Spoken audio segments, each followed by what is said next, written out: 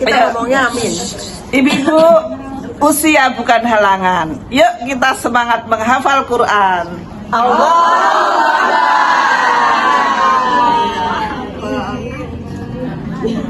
MT Honoraris sudah 20 tahun lebih ya, berarti Ustazah juga sudah dari 20 tahun yang lalu sudah mengajar tahsin. Masya Allah, hari ini Insya Allah kita akan mendengarkan kiat-kiat tips dari Ustazah Unggul bagaimana cara menghafal di tengah kesibukan.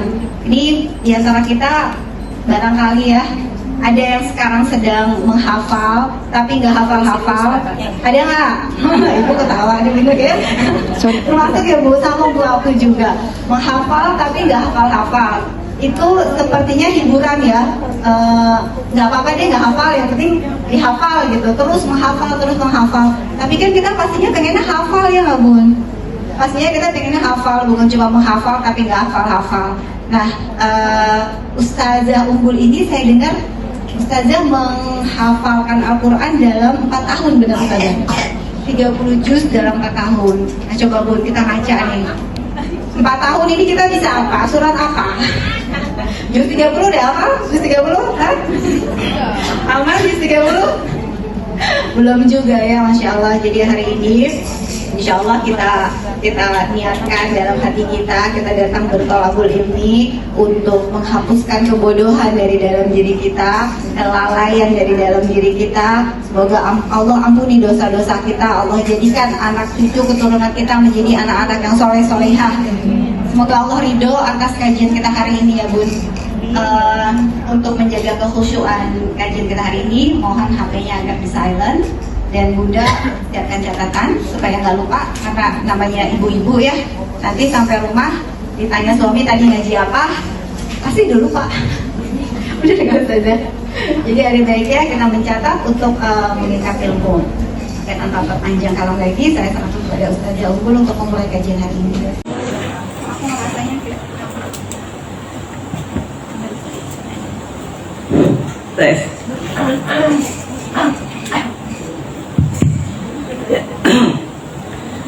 A'udzubillahi minasyaitonirrajim. Bismillahirrahmanirrahim. Rabbi shrah li sadri wa yassir li amri wahlul 'uqdatam min lisani yafqahu qawli. Assalamualaikum warahmatullahi wabarakatuh. Waalaikumsalam warahmatullahi wabarakatuh. Alhamdulillahilladzi arsala rasulahu bil huda wa dinil haq liyudhhirahu 'alad dini kulli walau karihal musyrikun walau karihal munafiqun.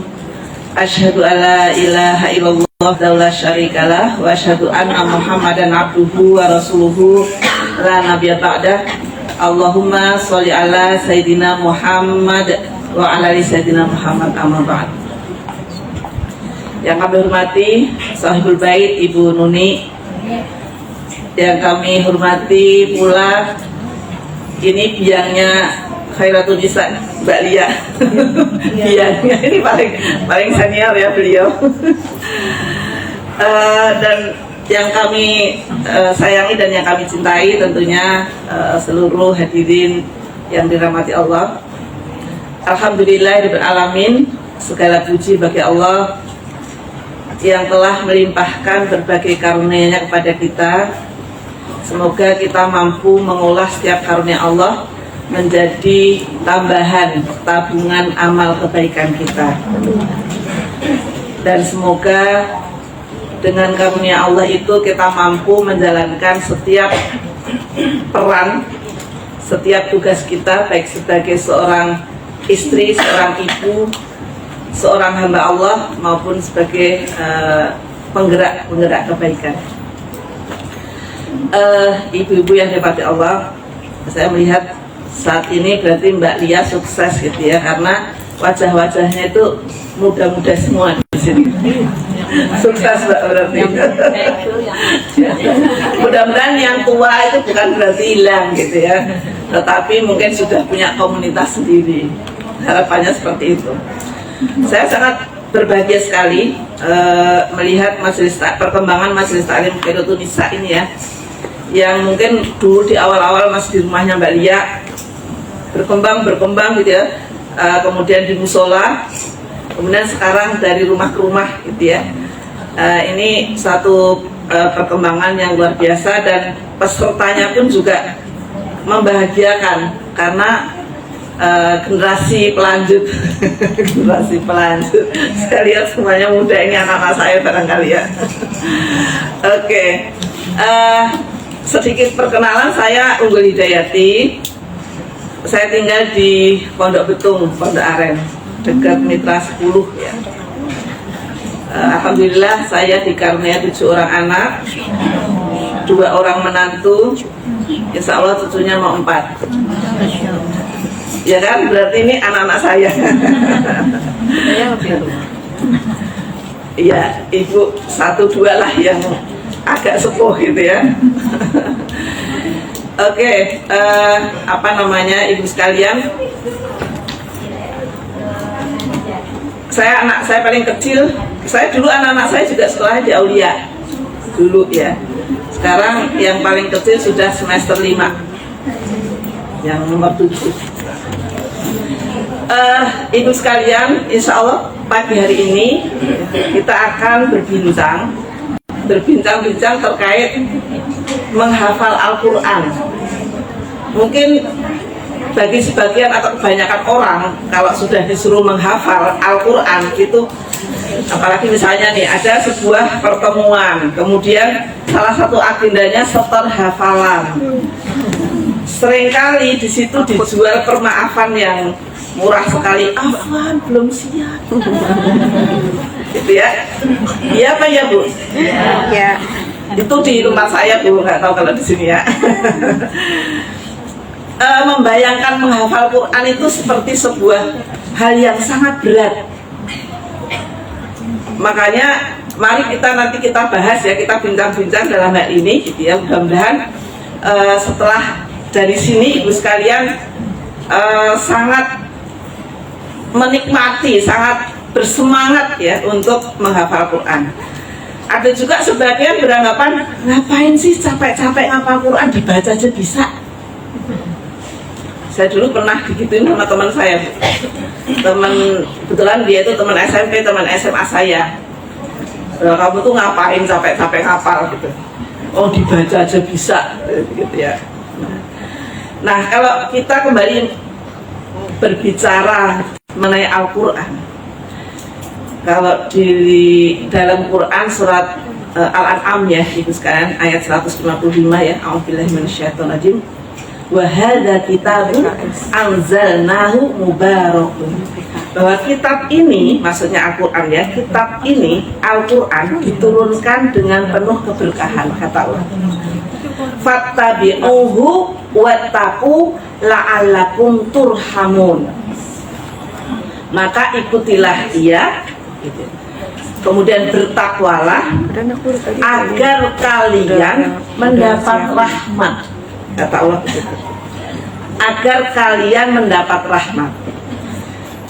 Berinteraksi dengan Al-Quran itu bermacam-macam: membaca, menghafal, mentadaburi, mengamalkan, mendakwahkan, itu berbagai interaksi terhadap Al-Quran. Nah, dari situ tadi, Ibu sekalian, Allah itu sudah berjanji bahwa Al-Quran ini diturunkan dengan penuh keberkahan. Berkah itu apa, Bu? Kebaikan yang berlanjut kebaikan. Kebaikan yang berlanjut kebaikan. Ada lagi? Makin dekat dengan Allah. Yang namanya berkah itu ziyadatul khair. Kebaikannya itu bertambah-tambah gitu ya. Al-Quran itu berkah, apanya yang berkah? Contohnya, membaca Al-Quran, satu huruf dikasih 10 pahala. Coba Bu, satu huruf loh Bu. Allah tidak mengatakan alif lam mim itu satu. Tetapi alif 1, lam 1, mim 1. Berarti alif lam mim itu berapa huruf, Bu? 3. 3. Berarti dapat berapa pahala, Bu? 30. Padahal kita baru mengucapkan alif lam mim. Itu doang, Bu. Itu sudah dapat 30 kebaikan. Kita mengucapkan Bismillahirrahmanirrahim. Berapa huruf, Bu? 19. Berarti kita dapat 190. Itu kalau kita mau hitung-hitungan. Sekarang, Bu, ibu-ibu sekalian membaca satu halaman, bisa ngitung nggak hurufnya berapa? Enggak. Itu baru satu halaman loh, Bu. Nyerah? Nggak bisa. Saking banyaknya. Belum kalau ibu sekalian setiap hari membacanya 1 juz gitu ya, itu berapa kebaikan yang ibu-ibu sekalian kumpulkan. Itu salah satu keberkahan dari Al-Quran itu seperti itu. Kemudian juga gitu ya, bahwa Al-Quran itu akan datang pada hari kiamat memberikan syafaat bagi para pembacanya ya. Jadi Iqra'ul Qur'an fa innahu ya'ti yaumal qiyamati syafi'an li ashabih. Ashabih di sini ada sebagian ulama yang mengatakan para penghafal Quran. Tapi ada juga sebagian yang mengatakan orang yang terus-menerus membaca Al-Quran dengan tartil. Berarti kita harus belajar membaca Al-Quran dengan baik dan benar. Agar supaya apa? Nanti Al-Quran itu akan datang pada hari kiamat memberikan syafaat bagi para pembacanya. Li ashabih di situ. Itu juga salah satu keberkahan dari Al-Quran. Dan masih banyak lagi gitu ya tentunya ibu sekalian. Nah, contoh keberkahan ada seorang sahabat namanya Mu'az gitu ya, Sa'ad bin Mu'az radhiyallahu anhu. Beliau itu masuk Islam umur 30 tahun, kemudian wafat umur 36 tahun. Berarti cuman hidup dalam Islam berapa tahun? 6 tahun. Kita hidup berapa tahun, Bu? 10 tahun. Udah ada yang 60, ada yang 40, ada yang 30, ada yang 50, macam-macam ya. Ini cuma 6 tahun, Bu. Tetapi ketika beliau wafat mengguncangkan ars Allah. Kemudian ketika dimakamkan itu diikuti oleh 70.000 malaikat. Kemudian ketika dikuburkan itu muncul dia bau yang sangat wangi. Ini salah satu contoh gitu ya keberkahan hidupnya. Jadi oleh karena itu Ibu sekalian, kita ini hidup cuma sebentar. Paling berapa tahun sih? Gitu ya, kita hidup paling pol gitulah gitu ya. Mungkin bisa sampai 70 tahun kalau nyampe.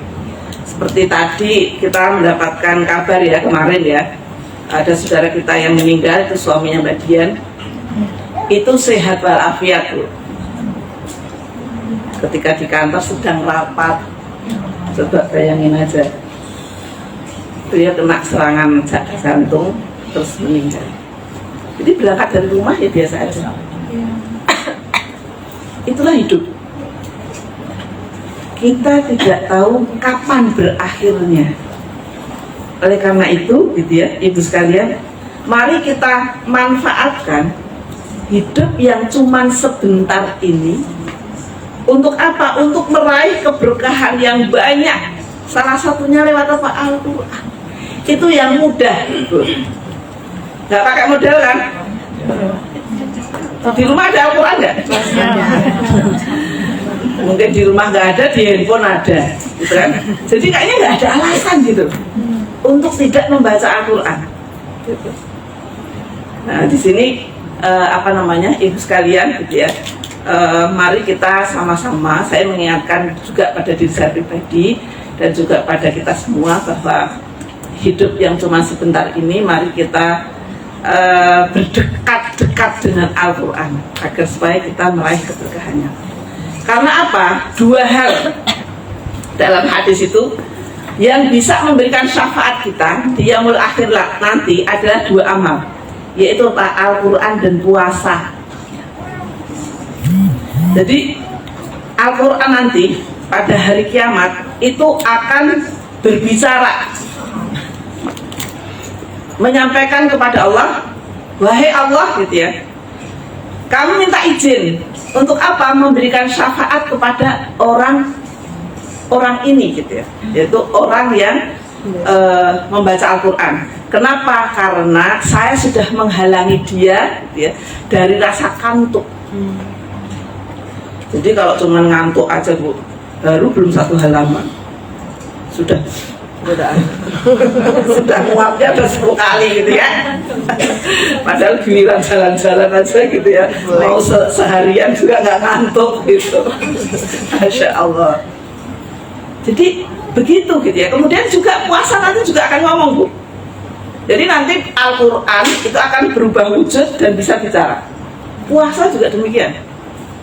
Puasa juga begitu, minta izin kepada Allah untuk memberikan syafaat. Karena apa? Sudah menghalangi dia dari rasa lapar dan syahwat.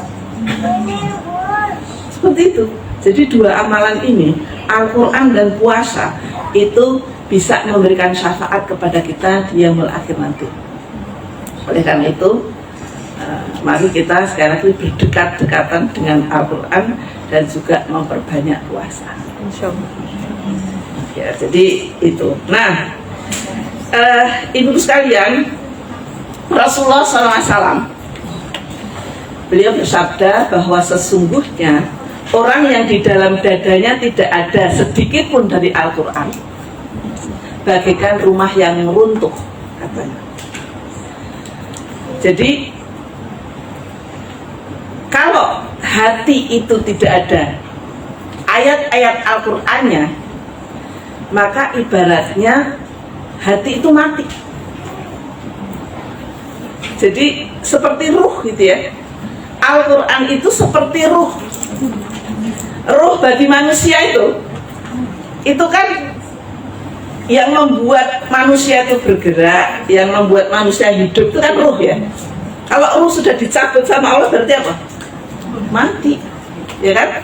Nah, seperti hanya Al-Quran di dalam hati manusia itu juga begitu. Kalau hatinya kosong, tidak ada Al-Quran di dalamnya, maka seperti orang mati, hati yang mati.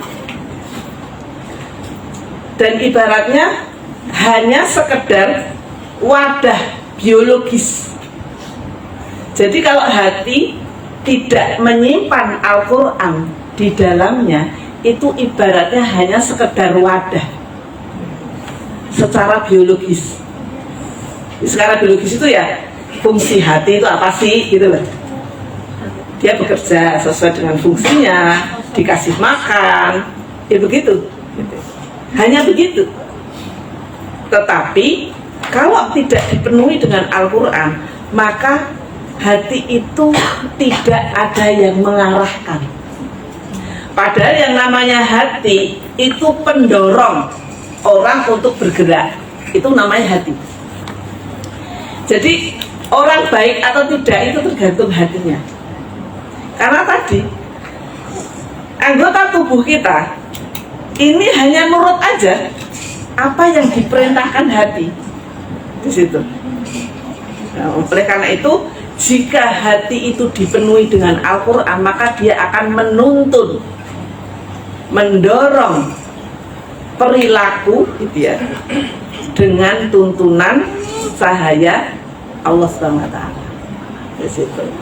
Ya, ibaratnya itu kalau rumah yang di dalamnya dibacakan Al-Quran dengan rumah yang tidak di dalamnya tidak dibacakan Al-Quran, itu seperti orang hidup dan orang mati.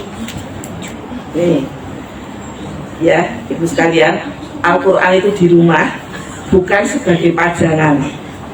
Tadi kan Iqra'ul Quran fa innahu ya'ti yaumal qiyamati syafi'an li ashabih, bagi para pembacanya, bukan bagi para pemilik Al-Quran. Kalau milik aja mungkin mau tipe apa semua ada di rumah. Yang perkata ada, yang perjus beli gitu ya. Macam-macam gitu ya. Nah, tapi tadi ya, yang akan datang pada hari kiamat itu bagi orang yang membacanya, bagi orang yang menghafalnya. Nih, jadi seperti itu. Sehingga ibu sekalian, ini membuat kita jadi mudah-mudahan bersemangat gitu ya, untuk setiap hari tidak lepas dari Al-Quran. Nah, kalau tadi ya, hati gitu ya, orang yang di dalam dadanya itu tidak ada sedikit pun Al-Quran, itu ibaratnya seperti rumah yang runtuh. Ibaratnya apa? Rumah megah. Rumahnya itu luar biasa, temboknya tinggi, warnanya bagus, tapi ketika dibuka hanya ada kesunyian. Itulah rumah yang kosong gitu ya. Seperti tadi, hati yang atau dada yang di dalamnya tidak ada Al-Quran. Jadi bagi kita itu sekalian yang punya anak, jangan cuma ngomong doang, ayo belajar, anaknya dilesin ini, panggilin guru dan sebagainya, ibunya nggak baca Quran, gitu ya. Ya, jadi seperti itu. Nah, di dalam Quran surat 42 ayat 52, A'udzubillahi minasyaitonirrajim. Wa kadzalika auhayna ilaika ruham min amrina. Tadi ya. Dan demikianlah Allah wahyukan kepadamu ruh. Ruh di sini maksudnya Al-Quran. Dari perintah kami. Jadi Al-Quran itu ibarat seperti ruh tadi. Jadi kalau di dalam hati kita nggak ada Al-Quran tuh ya ibaratnya hati yang mati tadi. Karena Al-Quran itu seperti ruh tadi ya di situ. Sehingga ketika manusia itu berpaling dari Al-Quran di sini ya, maka ia akan kehilangan ruh, ya, ruh keimanan gitu ya di situ ya. Dan tadi dikatakan hanya sekedar wadah biologis mata. Kemudian di Quran surat Toha ayat 124, A'udzubillahi minasyaitonirrajim. Wa man a'rada an dzikri fa innalahu ma'isyatan dhanka wa nahsyuruhu yaumal qiyamati a'ma. Barang siapa yang berpaling di sini. Barang siapa yang berpaling dari peringatanku dari Al-Qur'an, maka sesungguhnya baginya kehidupan yang sempit. Dan kami akan mengumpulkan pada hari kiamat dalam keadaan buta. Jadi kalau kita berpaling dari Al-Quran, maka Allah akan memberikan kehidupan kita itu sempit. Walaupun kelihatannya rumahnya besar gitu ya, tetapi dia itu ada kegalauan, hidupnya itu penuh dengan kecemasan, ya, hal-hal seperti itu akan seperti. Dan nanti di hari kiamat akan dikumpulkan dalam kondisi buta. Mau Bu? Ya. Benar tidak? Insya Allah itu ya. Tentunya kita semua tidak mau ya, Ibu sekalian, hidup di dunia hanya sebentar aja sempit, rasanya itu sempit. Nanti di yaumul akhir gitu ya, kita dikumpulkan dalam kondisi buta. Sehingga memang hati yang kosong dari Al-Quran itu berarti dia akan terputus dari zikrullah, dia akan terputus dari mengingat Allah. Karena memang Al-Quran yang kita baca, kita dengar, kita hafal, gitu ya, kita renungkan di situ ya. Ini sesungguhnya akan menstimulus otak kita. Yang hubungannya dengan apa? Ketenangan. Ketenangan, keseimbangan, rasa aman. Makanya Bu, walaupun kita ini nggak ngerti artinya, misalnya, gitu ya, walaupun kita baca tafsirnya banyak sekarang ya, kemudian artinya juga ada dan seterusnya.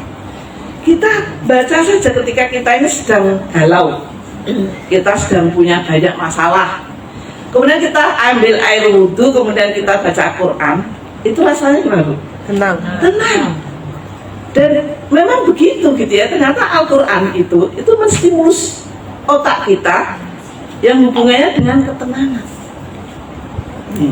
Jadi saya yakin, Masya Allah, Allah itu sudah memfasilitasi agar hidup kita ini di dunia gitu ya, itu dengan kehidupan yang tenang, dengan kehidupan yang dituntun oleh cahaya Al-Quran.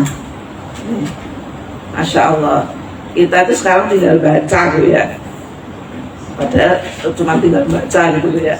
Ini kalau masih males banget ya. Oke, jadi memang menurut penelitian neuroscience bahwa membaca Al-Quran itu gitu ya, menurunkan hormon kortisol, hormon stres. Ini menurut penelitian itu. Jadi secara ilmiah saja gitu ya, sudah ditemukan gitu, bahwa Al-Quran itu, membaca Al-Quran itu menurunkan gitu ya, hormon stres. Makanya tadi ya jadi tenang gitu ya, seperti itu. Ini di situ. Kemudian juga meningkatkan gelombang alfa di otak. Ada relaksasi di situ. Jadi seperti itu. Ini mengenai Al-Quran. Kemudian karena sekarang temanya menghafal, kenapa kita harus menghafal? Kira-kira kenapa Bu? Susah Bu menghafal itu. Ampun deh saya gitu. Saya sering mendengar gitu Ibu. Ampun deh saya tuh kalau menghafal, aduh, ini dihafal jam 9 lupa gitu ya. Ya apa ya Bu? Iya. Bu. Ini tahadus binikmah ya Bu. Artinya semoga Allah melindungi saya dari rasa ujub, rasa sum'ah gitu ya, riya. Tapi tahadus binikmah. Tahadus binikmah itu ketika saya sampaikan mudah-mudahan menjadi motivasi gitu ya. Orang yang mendengar itu akan termotivasi, akan lebih dekat dengan Allah SWT. Pengalaman saya, jadi ketika suami saya meninggal tahun 2020, ketika awal COVID, saya berpikir begini, pintu surga lewat suami sudah ditutup, ya kan suaminya nggak ada. Saya terus berpikir, saya harus mencari amal yang lain untuk mengganti gitu ya, apa yang sudah tertutup itu. Akhirnya saya berpikir, bismillah, saya ngambil hafalan Quran. Jadi saya menghafal Quran mulai tahun 2021, bulan Mei. Saya daftar bulan Mei, mungkin Ibu sekalian ada yang ikut HCQ gitu ya. Saya juga menjadi salah satu santri di situ. Saya mengambil kelas mulazamah yang setor setiap hari dari Senin sampai Jumat. Awalnya saya juga mangu-mangu, tapi bukan lagu mangu gitu. Awalnya saya tuh mangu-mangu juga gitu. Aduh bisa enggak ya gitu. Di tengah kesibukan yang macem-macem gitu. Kebetulan saya ini aktif di Ormas Salimah. Kalau Ibu ada yang tahu, yang seragamnya ungu itu. Saya di pimpinan pusat, kantornya di Jakarta sana. Jadi di tengah-tengah kesibukan saya kira-kira bisa enggak ya? Saya dulu awalnya juga mangu-mangu gitu ya. Walaupun sebelumnya saya sudah punya hafalan, tapi dari tahun berapa nggak tahu, 5 juz terus nggak nambah-nambah. Itu dari tahun juz baru. Dari saya masih muda kali ya. Awalnya pernah sebelum COVID ya, sebelum COVID itu saya pernah daftar kelas offline. Ternyata gagal mulu Bu, maksudnya baru mau masuk ada panggilan tugas gitu, enggak jadi-jadi gitu. Hikmahnya COVID Bu, dibuka kelas online. Akhirnya saya daftar. Bismillah, momen sebagai ya momen lah gitu ya. Karena suami saya nggak ada, saya berpikir harus cari amal gitu ya, mencari pintu lain untuk masuk surganya. Saya ambil hafalan Quran.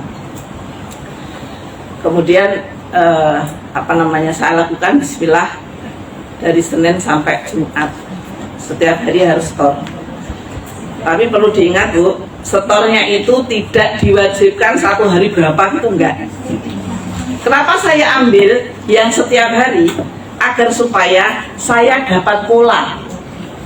Nih, pola menghafal.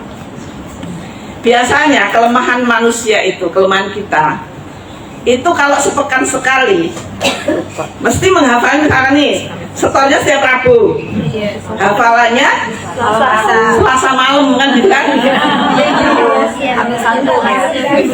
kayak pinter-pinter gitu loh ya kan, padahal juga susah hafalnya. Terus akhirnya ketemu Rabu gitu kan, aduh hafal belum siap. Makanya saya mengambil yang setiap hari. Berarti apa? Setiap hari saya harus siap. Dan Masya Allah gitu ya, dengan kelas online itu dimudahkan Insya Allah. Memang syaratnya mau pakai metode apapun, kan metode menghafal itu banyak Bu ya. Mau pakai metode apapun, kuncinya hanya satu, Ulang-ulang.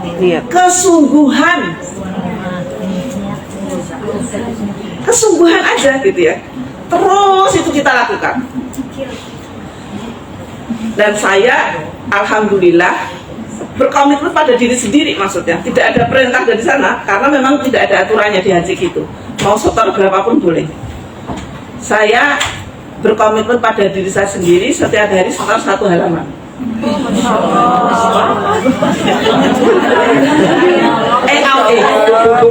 Awalnya juga susah. Awalnya juga susah Bu,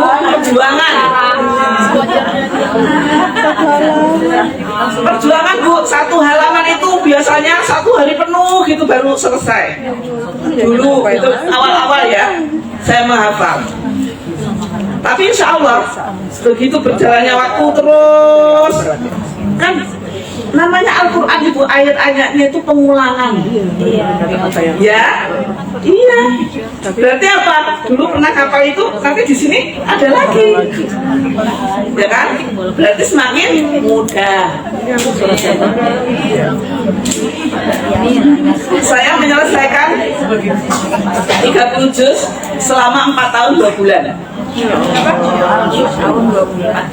tahun 2 bulan. Dengan selama 4 tahun saya izin itu tidak sampai 10 kali. Saya berusaha untuk komitmen, disiplin gitu ya.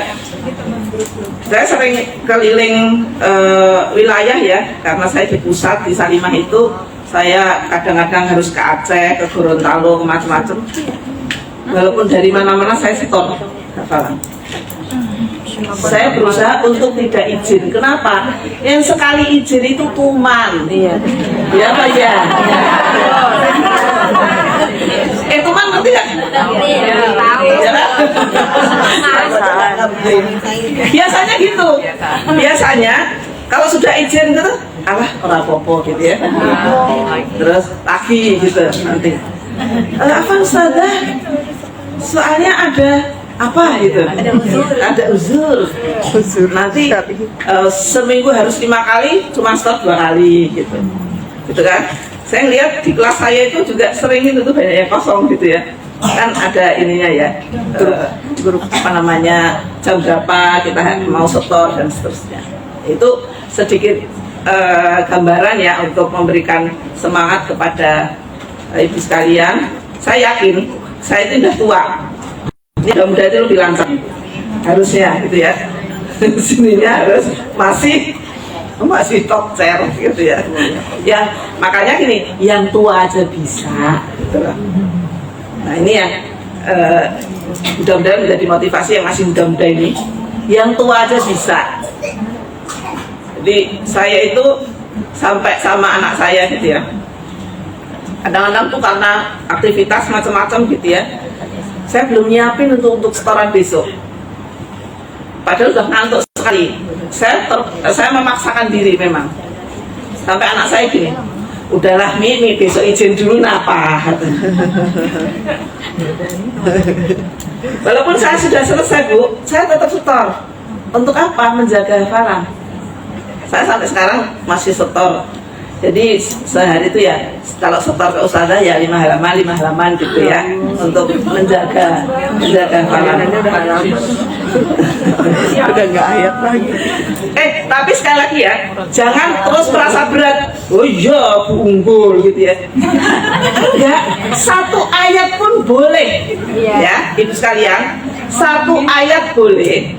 Asal apa Ibu sekalian dapat polanya tadi. Asal apa? Setiap hari. Coba Bu, kalau saya 1 halaman itu 4 tahun. Berarti kalau misalnya ibu-ibu sekarang setengah halaman, berarti 8 tahun.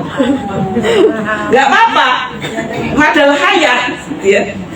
Yang penting niatnya.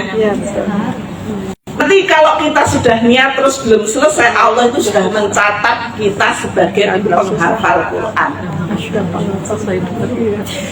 Jadi seperti itu ya, 1 ayat boleh, tapi sekalian harus setiap hari. Jadi menghafal itu setiap hari, besok lagi, begitu terus. Ya. Nah, kemudian sekarang mengapa kita harus menghafal Quran? Dibaca aja bisa, susah-susah amat sih, gitu ya. Di situ. Karena Ibu sekalian, kalau kita menghafal Quran itu kita akan memiliki interaksi yang kuat dengan Al-Quran. Karena yang namanya menghafal itu Bu, itu namanya mengulang-ulang bacaan, itu namanya menghafal. Jadi akhirnya di mana-mana itu ya diingat hafalannya itu gitu ya. Mau di bis lah gitu ya, mau di rumah lah, mau di mana. Akhirnya apa? Interaksi dengan Al-Qurannya itu kuat. Kalau membaca belum tentu. Kalau hanya membaca, ya enggak? Kita mungkin ibu sekalian merasakan itu gitu, di situ. Jadi bisa membaca Al-Quran itu keutamaan, tapi bisa menghafal Al-Quran itu lebih utama.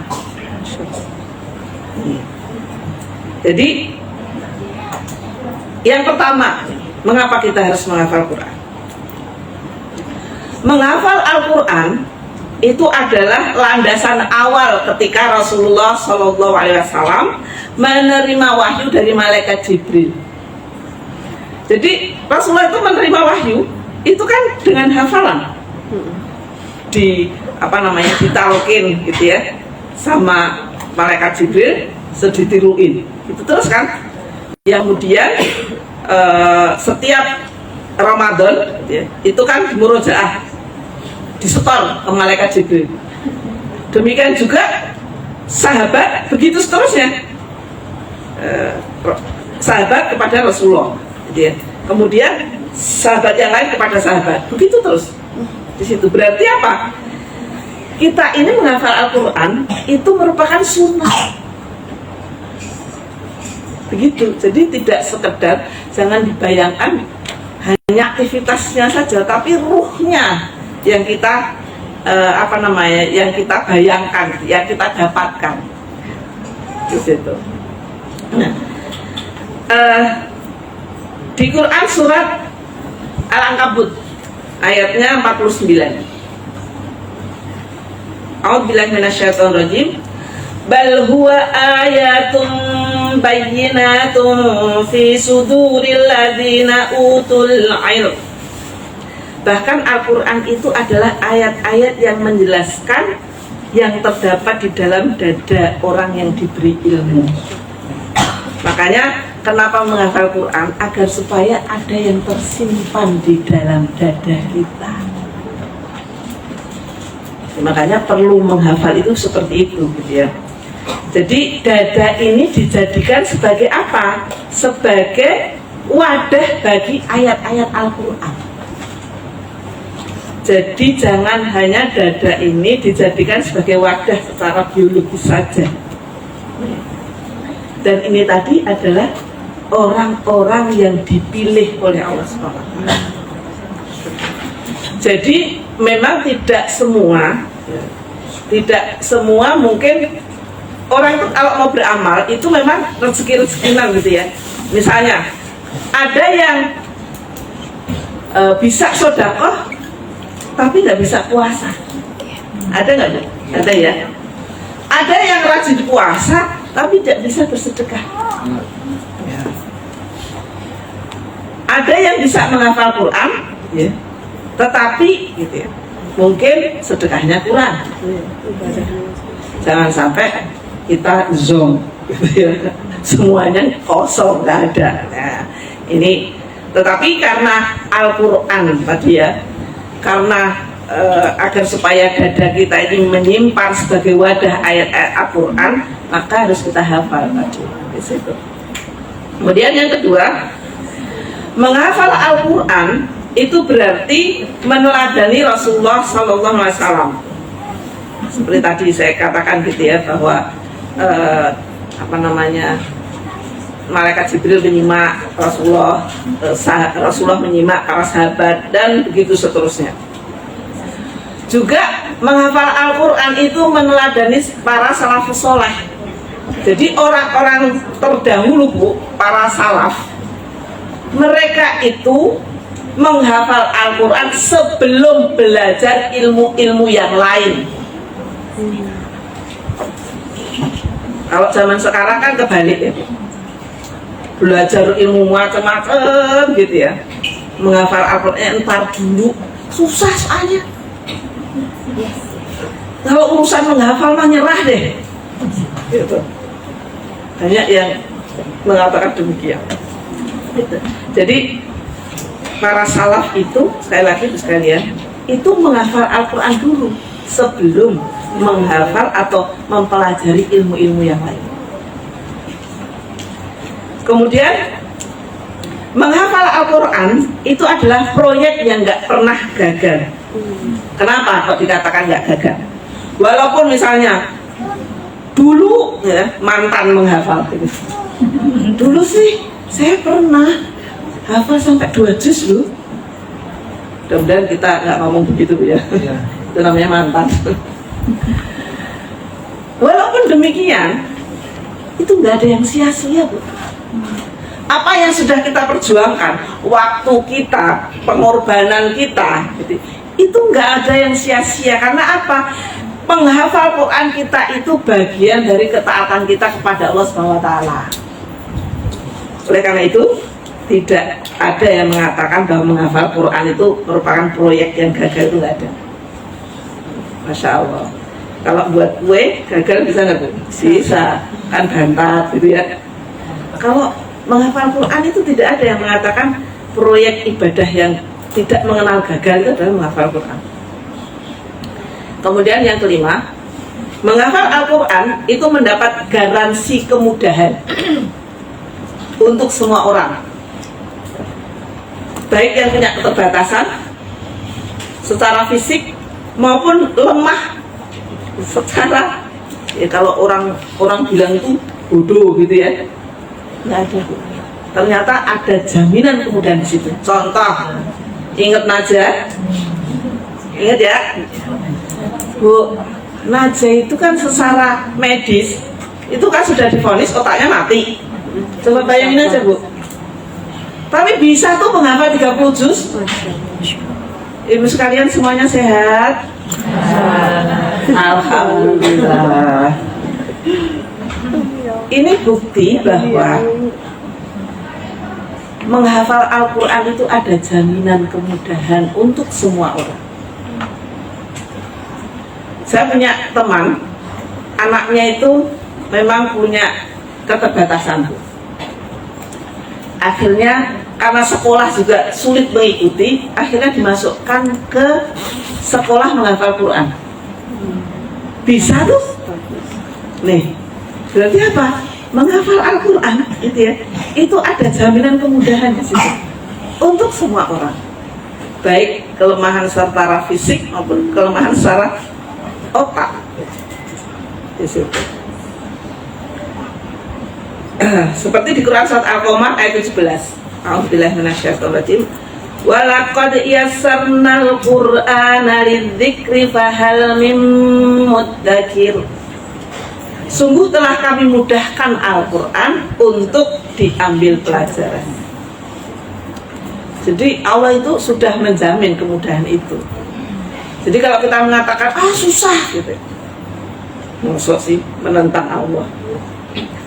Allah aja sudah jelas mengatakan gitu ya, bahwa sungguh telah kami mudahkan Al-Quran itu. Penghafal Al-Quran adalah keluarga Allah dan orang-orang pilihan. Siapa yang mau dipilih sama Allah? Ya. Nah, dipilih sama suaminya aja senang banget Bu ya. Jadi ini penghafal Al-Quran itu sekali lagi ya, merupakan keluarga Allah di bumi. Oh, kita dianggap kuat sama Pak Presiden aja sebagai Pol, ya enggak? Iya. Ini dianggap keluarga sama keluarganya Allah. Nih di sini ya. Rasulullah SAW bersabda, sesungguhnya Allah memiliki keluarga di antara manusia. Para sahabat bertanya, siapa mereka wahai Rasulullah? Kemudian beliau menjawab, mereka adalah ahlul Quran dan orang-orang pilihannya. Hadis riwayat Ibnu Majah. Tuh. Jadi mudah-mudahan ini menjadi semangat ya buat ibu sekalian.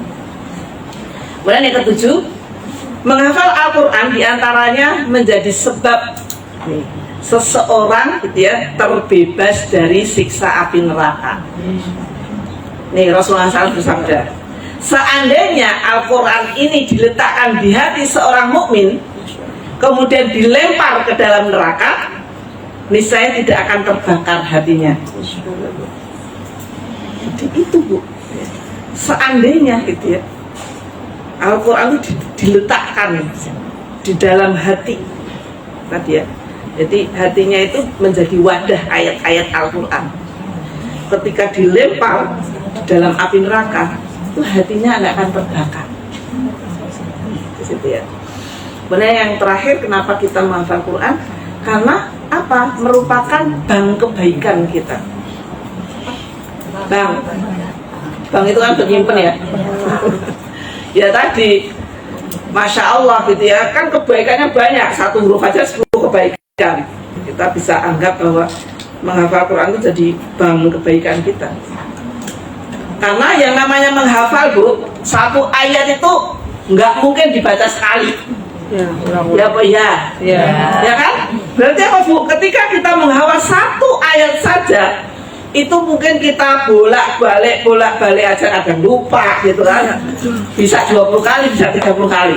Coba kalau dihitung itu sudah berapa kebaikan. Jadi Bu, kalau lupa-lupa gitu ya, atau enggak hafal-hafal, nikmati saja. Kita sedang mengumpulkan kebaikan. Itu anggap saja kita itu sedang mengumpulkan kebaikan.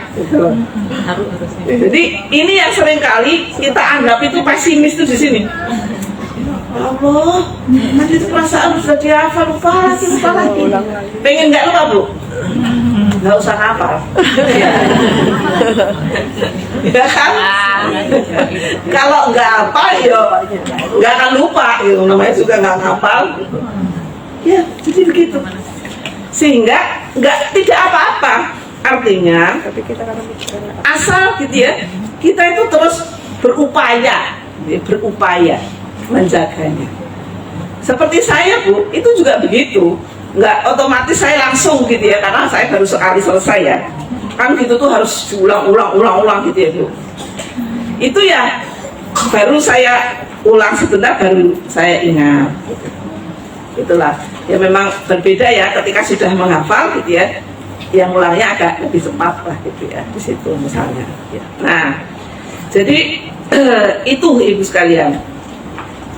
Nah ketika kita memutuskan menghafal Al-Quran, harus siap menyibukkan diri bersama Al-Quran. Siap sibuk, Bu. Nggak apa-apa mau sibuknya dengan Al-Quran. Berarti apa? Banyak sekali kebaikannya di situ, banyak sekali keberkahannya di situ. Daripada sibuknya nyanyi gitu kan. Karena apa? Al-Quran dan nyanyian itu tidak bisa bersatu, ya kan Bu? Ya, jadi sekali lagi ketika kita sudah siap gitu ya untuk menghafal Al-Quran, berarti kita harus siap menyibukkan diri bersama Al-Quran. Dan itu sangat mengembirakan. Jaminan kemudahan dalam hidup itu luar biasa yang saya rasakan. Jadi saya ini kan suami sudah nggak ada ya, saya tidak bekerja, anak saya 7. Waktu suami saya meninggal, yang sekolah masih 6. Bisa dibayangkan ya? Nggak usah dibayangkan. Itu kalau bukan rahmat dari Allah tuh nggak mungkin. Dan alhamdulillah akhirnya sedikit-sedikit anak saya satu persatu selesai. Yang kuliah tinggal 2, yang nomor 6 sama nomor 7. Yang nomor 6 sudah skripsi di UIN, yang nomor 7 semester 5 di IPB.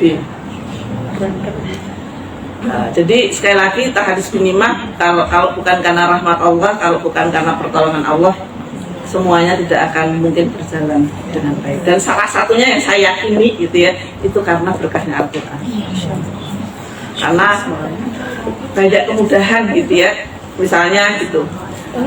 Dulu anak saya yang nomor 5 ya, kuliahnya di Solo ya. Waktu suami saya meninggal, dia baru masuk semester 1 gitu ya, baru habis pengumuman gitu ya. Alhamdulillah berusaha nyari beasiswa, dapat beasiswa dari beasiswa unggulan Kemendikbud ya waktu itu. Nah, jadi sekolahnya sudah gratis, mendapatkan uang saku. Alhamdulillah saya tidak mikir begitu ya. Kemudian anak saya yang paling kecil juga demikian, waktu itu di pesantren. Akhirnya diberi beasiswa sama pihak pesantren, dia dari kelas 1 sampai kelas 3. Setelah lulus, saya itu kan nggak bayar ya, paling saya kasih uang jajan lah. Setelah lulus, saya mikir kan, waduh kuliahnya gimana ini? Lumayan IPB itu agak mahal dikit ya, bagi saya maksudnya. Terus akhirnya saya berusaha coba masukin KIPK ya, tahu ya sekarang. KIP. Ibu nggak ngerti soalnya, nggak daftar KIP. Iya, untuk apa itu namanya? Indonesia Pintar. Itu bisa pintar itu lah. Berusaha lah gitu, dan berusaha masukin lah semua syarat dan sebagainya. Alhamdulillah lolos gitu ya. Bahkan mendapatkan tipe 2 gitu ya, yang uang UKT dan uang saku. Alhamdulillah.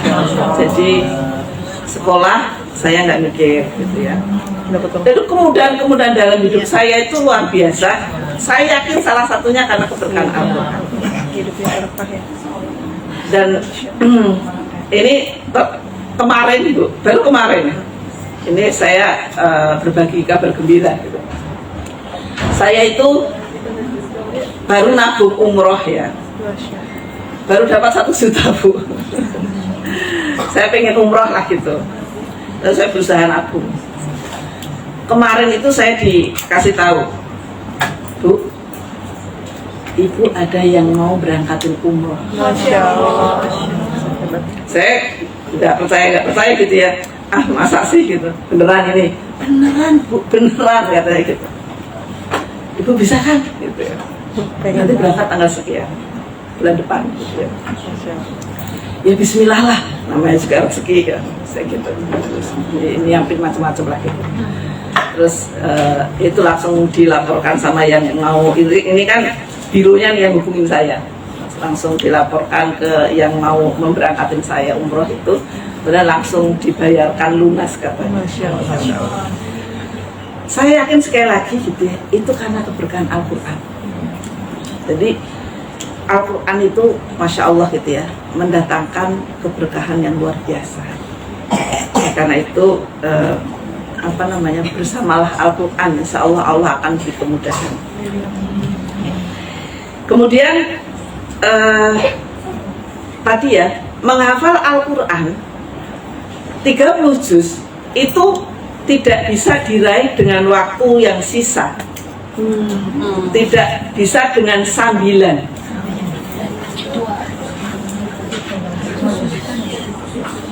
Artinya apa? Ya butuh perhatian.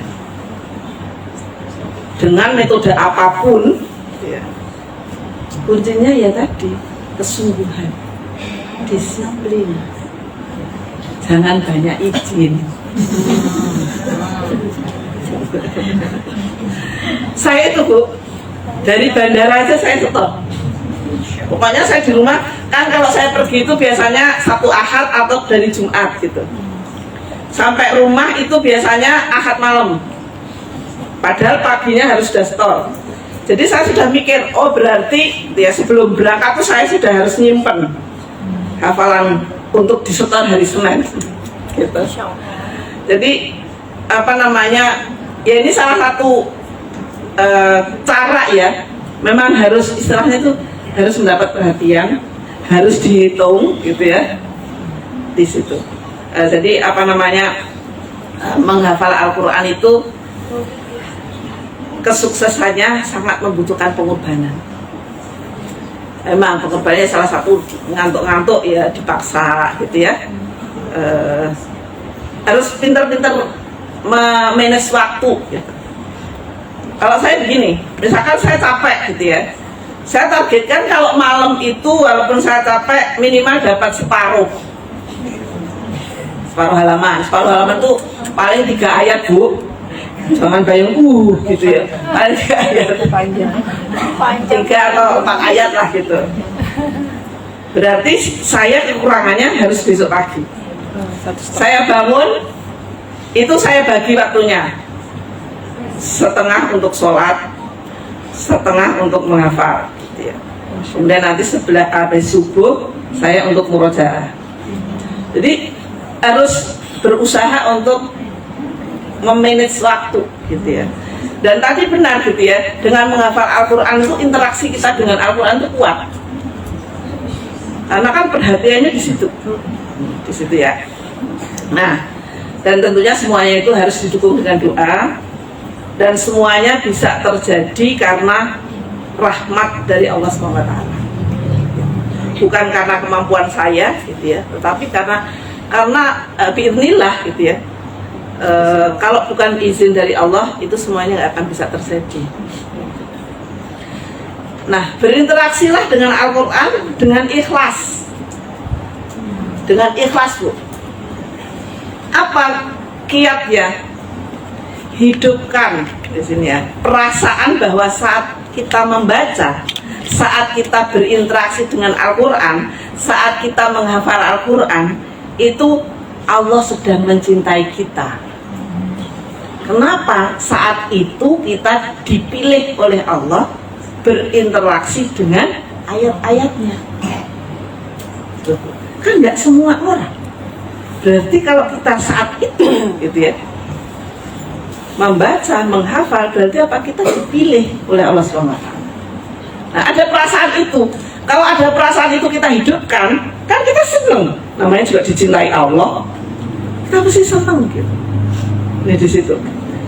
Nah, kemudian yang kedua, hindari perasaan negatif saat membaca Al-Quran. Apa itu perasaan negatif?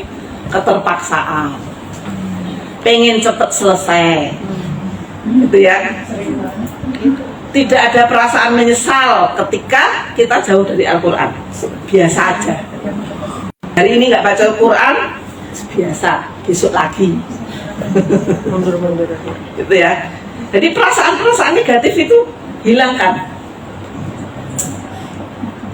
Jadi nggak perlu buru-buru pengen cepat selesai. Aduh, kok nggak selesai? Kayaknya satu halaman lama amat sih gitu ya. Apalagi tilawah satu juz gitu ya. Ya, jadi seperti itu, perasaan seperti itu kita hilangkan gitu ya sekalian. Jangan merasa terpaksa. Mau membaca Al-Quran, menghafal itu jangan terpaksa. Karena pas sekali lagi kita hubungkan dari yang nomor 1 tadi, bahwa kita itu sedang dipilih oleh Allah. Kita ini sedang dicintai oleh Allah. Masuk terpaksa sih, gitu ya. Gitu.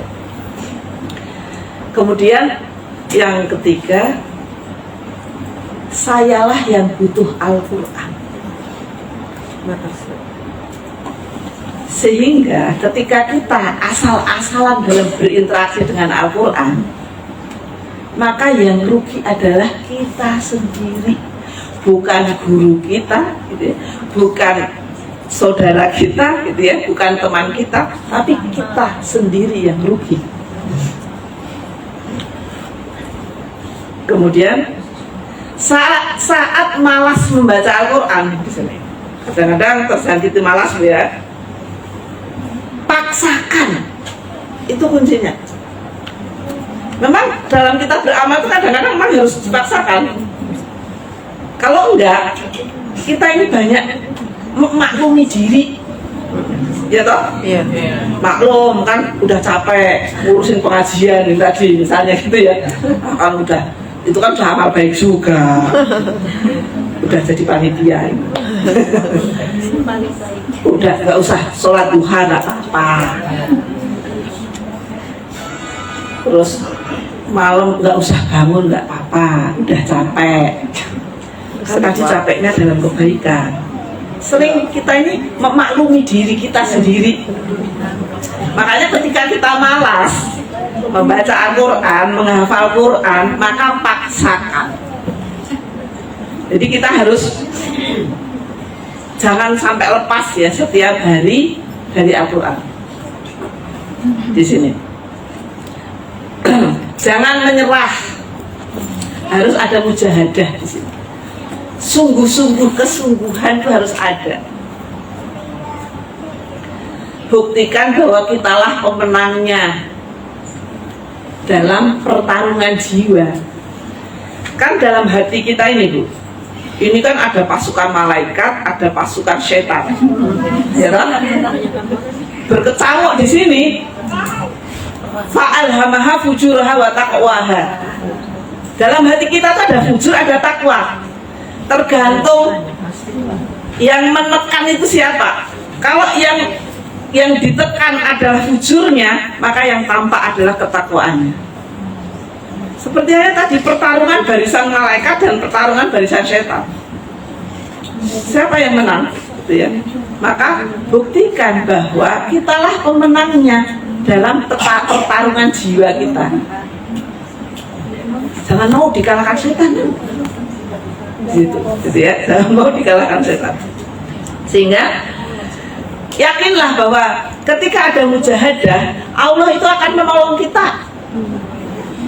Ini di sini, menolong orang-orang yang berusaha menjadi sahabat Al-Quran. Yakin aja Bu. Ya kadang-kadang kita tuh nggak yakin soalnya. Kejebak apa? Kejebak asumsi kita sendiri, pikiran-pikiran kita sendiri, permakluman kita sendiri, gitu ya. Di situ. Kemudian yang selanjutnya menghafal Al-Quran itu mendapatkan keberkahan waktu dan menjadi manusia yang produktif. Sehingga apa? Terhindar dari waktu yang sia-sia. Karena kita mesti berpikir, daripada begitu buat murojaah, daripada begitu, akhirnya begitu, gitu. Kalau kita sudah bersahabat dengan Al-Quran itu begitu, daripada begitu, gitu.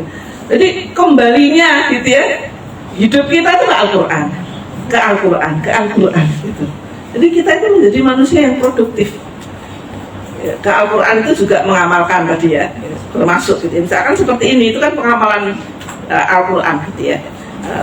Apa namanya, amar ma'ruf nahi mungkar gitu ya, di situ. Orang yang melaksanakan amar ma'ruf nahi mungkar di Quran surat At-Taubah ayat 71 itu apa? Mereka itulah yang diberi rahmat oleh Allah SWT. Jadi insya Allah Mbak Lia dan teman-teman gitu ya, dan juga tentu ibu sekalian, insya Allah gitu ya, akan dijanjikan Allah ya, akan diberi rahmat. Amin insya Allah. Rahmat apa? Kasih sayang. Ya, kalau bahasa saya gampangnya, rahmat itu apa? Suasana gembira, suasana senang ketika berbuat baik. Berarti apa? Kita dirahmati oleh Allah SWT. Sehingga datang pengajian itu tuh senang gitu, karena ini kebaikan. Sholat tahajud senang, baca Quran senang, menghafal Quran senang. Berarti apa? Kita dirahmati oleh Allah SWT.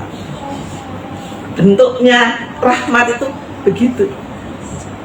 Allah menjadikan hati kita itu gembira ketika berbuat baik. Itu rahmat. Ya seperti tadi gitu ya. Apa namanya? Fattabi'uhu wattaqu la'allakum turhamun. Jadi orang yang mengikuti, orang yang bertakwa, dia itu akan diberi rahmat oleh Allah SWT. Di situ. Ya, jadi itu gitu ya. Nanti ada tanya jawab nggak, Mbak? Ada. Oh, ada ya. Oke, dikit lagi. Nah, itu alasan-alasan kenapa sih kita itu menghafal Quran. Jadi jangan sampai kita berpikiran bahwa ya dibaca aja bisa, ngapain sih susah-susah, capek-capek. Kan menghafal itu kan capek, Bu. Kadang-kadang ya, yang pengalaman saya itu, kadang itu tuh Perlu. buntet gitu, Bu. Susah amat sih gitu. Kan memang bermacam-macam ya, ayat-ayat Al-Quran itu kadang banyak familiar gitu ya. Yang familiar itu mudah kita hafal. Tapi kan di Quran di juz 19, juz 20 itu krusial gitu, agak susah ngapalinya gitu, butuh effort lah, butuh perjuangan misalnya gitu. Jadi situ. Tapi ya tadi, kalau kita berprinsip bahwa ketika kita membaca Al-Quran, ketika kita menghafal Al-Quran, saat itu kita sedang dicintai oleh Allah, maka ya dinikmati aja. Mau ngantuk kayak, mau tantangan apa gitu ya, ya kita nikmati. Siap gak, Bu? Insya Allah. Menghafal Quran? Insya Allah. Insya Allah. Nanti silakan dievaluasi ya. nanti gara-gara ada hafalan gitu ya, bubar semua. Bungkus sih gara-garanya gitu ya. Dulu sebelum ada hafalan tuh yang datang banyak gitu ya. Setelah ada PR pada nggak datang gitu ya. Ibu-ibu itu kan gitu. Kita mau, Bu, belajar tahsin, tapi di mana ya yang nggak ada ujiannya? Gak ada ujiannya ngapain ya? Kok pada ketawa emang ya? Nyari yang nggak ada ujiannya. Oke, makanya kan ada HCQ dan sebagainya gitu ya, ada ujiannya. Makanya dulu ada beberapa kelompok itu minta saya, kenapa nggak ada ujiannya? Oke, ya. Agar supaya sedikit lagi ya, agar supaya kita ini dapat istiqomah dengan Al-Quran, terus tadi ya, insya Allah seperti di Quran surat Al-Ankabut ayat 69, a'udzubillahi minasyaitonirrajim, walladzina jahadu fina lanahdiyannahum subulana wa innallaha lama'al muhsinin. Orang-orang yang berusaha dengan sungguh-sungguh untuk mencari ridho Allah, jahadu, sungguh-sungguh gitu ya, Allah benar-benar akan kami tunjukkan, maksudnya keridhaan Allah, maksud kami ya, benar-benar akan kami tunjukkan kepada mereka jalan-jalan kami. Sesungguhnya Allah bersama orang-orang yang berbuat baik. Jadi syarat istiqomah apa? Sungguh-sungguh. Dan Allah berjanji kalau kita ini sungguh-sungguh, hafalan Quran kita itu dalam rangka mencari ridha Allah tadi, agar supaya gitu ya, ayat-ayatnya tersimpan dalam hati kita, maka Allah berjanji akan memberikan jalan, Pengalaman saya Bu, ketika saya itu capek, pas kebetulan, bukan kebetulan sebenarnya, memang Allah yang ngasih gitu, ketemu dengan halaman yang mudah dihafal, atau yang pernah saya hafal. Karena selain 5 juz kan, potongan-potongan surat itu saya hafal gitu kan. Misalnya Al-Imran gitu ya, misalnya Al-Anfal kayak gitu, pernah saya hafal. Ketemunya itu. Misalkan seperti tadi saya habis dari Aceh gitu ya, pulang sampai rumah itu sudah pernah jam 11, jam 12 gitu. Otomatis kan udah capek ya. Besok padahal harus setor. Itu ketemunya gitu, yang harus saya setorkan besok itu halaman yang mudah dihafal. Dan itu seringkali saya temui, dimudahkan oleh Allah SWT. Jadi seperti janji Allah di sini tadi, kalau sungguh-sungguh Allah itu akan tunjukkan jalan-jalannya, kasih kemudahan di situ. Jadi makanya kalau kita ingin mendapat kemudahan, buktikan dulu kesungguhannya. Ya wajar kalau nggak apal-apal karena belum sungguh-sungguh, ya kan? Masih banyak alasan gitu kan. Afwan seperti itu ya. Kemudian agar supaya kita bisa istiqomah, bermuahadah artinya apa? Pertahanan diri atau berjanji pada diri sendiri. Jadi memang harus melakukan perjanjian dengan dirinya sendiri. Ini sangat mempengaruhi ya. Ibu-ibu sekalian aja kalau mau mengejar cita-cita, itu kalau aku pengen nanti gitu misalnya, dulu ketika masih SMA gitu ya, aku pokoknya nanti mau jadi dokter. Itu kan bagaimana upayanya Bu ya, belajar gitu ya, kemudian ikut apa istilahnya, bimbingan bimbel macam-macam gitu ya. Semua dilakukan. Itu bukti apa? Kemudian lulus. Karena apa? Sungguh-sungguh. Allah akan beri jalannya. Gitu. Nah, seperti hanya kita dalam menghafal Quran gitu, harus muahadah terhadap diri sendiri, melakukan perjanjian pada diri kita sendiri bahwa kita akan bersama Al-Quran.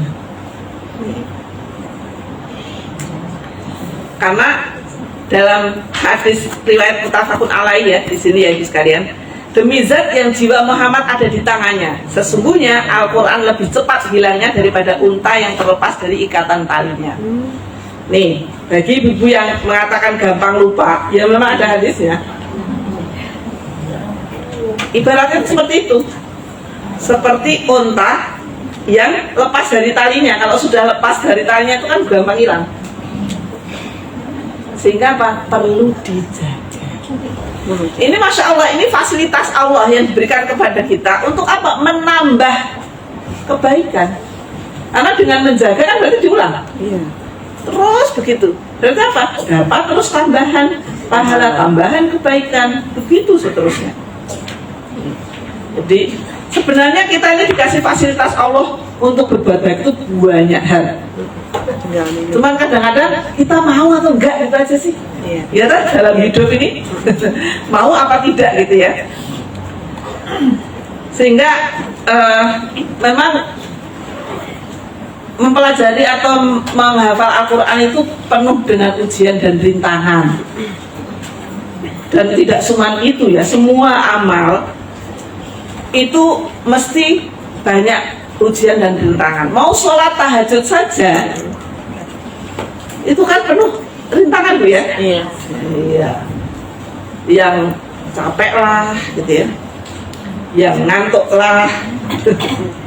Yang sudah bangun tidur lagi lah gitu ya. Macam-macam gitu ya. Itu.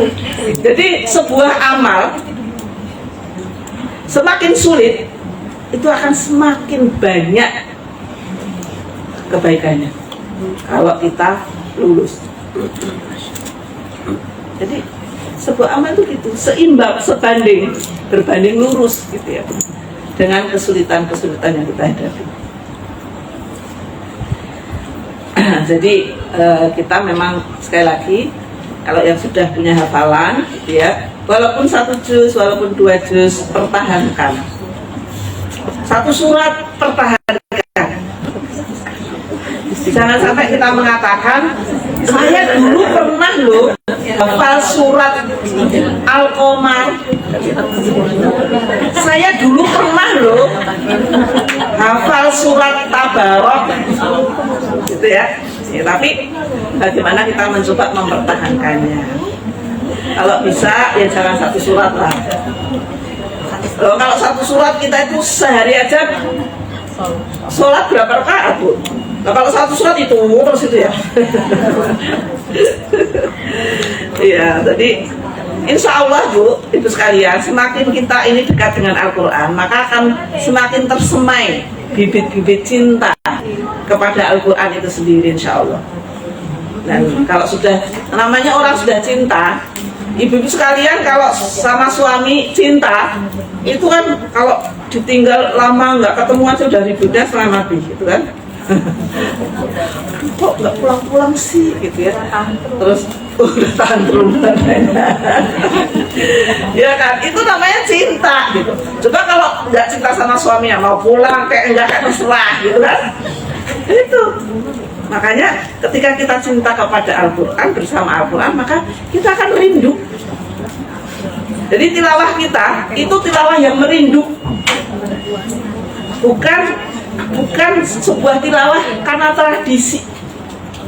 Kalau zaman kecil itu tradisinya bagus Bu ya. Zaman saya waktu kecil itu kalau di kampung itu kan setiap maghrib itu semuanya nggak ada, namanya TV itu nggak ada, semuanya mati gitu ya. Terus semuanya baca Quran. Kalau nggak di rumah di musola.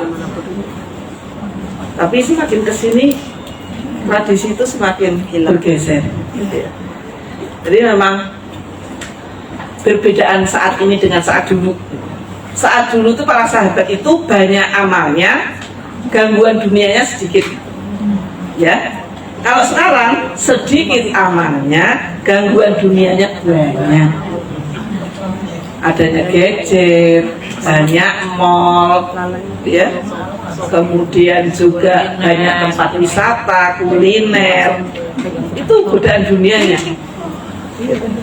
Jadi mari yang sedikit amal kita itu, mari kita pertahankan dan kita terus upayakan untuk bertambah, ya sekalian. Karena walaupun memang kita masuk surga itu karena rahmat Allah, tetapi rahmat itu didapatkan dengan banyak melakukan amal soleh. Jadi jangan salah gitu ya.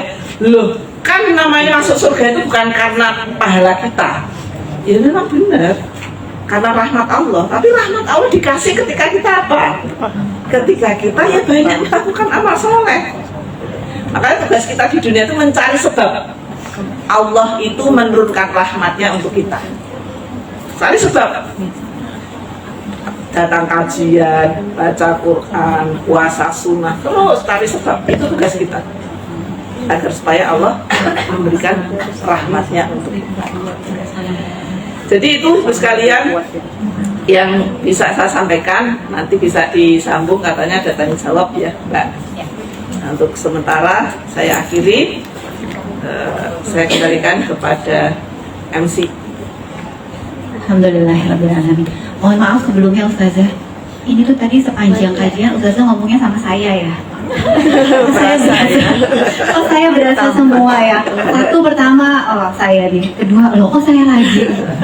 Tapi kayaknya kalau bunda-bunda yang lain sih kayaknya udah pada hafal nih ya. Muka-muka menghafal. Amin dong, atur amin. Didoain nih di taklim. Masya Allah. Dan itu kita khairan Ustazah atas pencerahannya. Ini catatanku banyak banget, sama nggak? Sama ya, catatannya banyak ya. Masya Allah, ini kalau bisa di-share atau dibagikan, Insya Allah kalau banyak yang terinspirasi dari catatan kita, jadi mau murojaah gitu ya Ustazah, mau menghafal, itu ngiler banget pahalanya ya Masya Allah. Jadi di kajian itu bukan cuma mencatat ya Ustazah, tapi juga dibagikan kalau bisa teman-teman.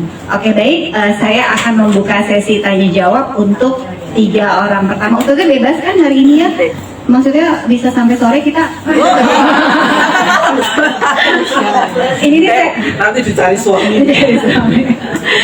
Ini saya lihat banyak muka-muka yang para ini juga soalnya para penghafal Quran dan kayaknya mau nanya gitu. Tuh, karena aku belum buka udah langsung nunjuk. Kita buka untuk 3 dulu ya. 1, 2, 3 ya Ustazah ya. Oke baik. Assalamualaikum warahmatullahi wabarakatuh. Saja nama saya Lala. Selama ini alhamdulillah saya punya hafalan walaupun dikit ya, nggak seperti Ustazah pastinya. Nah tapi dulu saya belum belajar tahsin, belum belajar mahorijul huruf gitu. Nah setelah saya belajar, oh ternyata banyak salahnya gitu loh Ustaz. Nah terus jadi kayak perasaan ngedon, jadi kok salah semua ya gitu, jadi perasaan males gitu.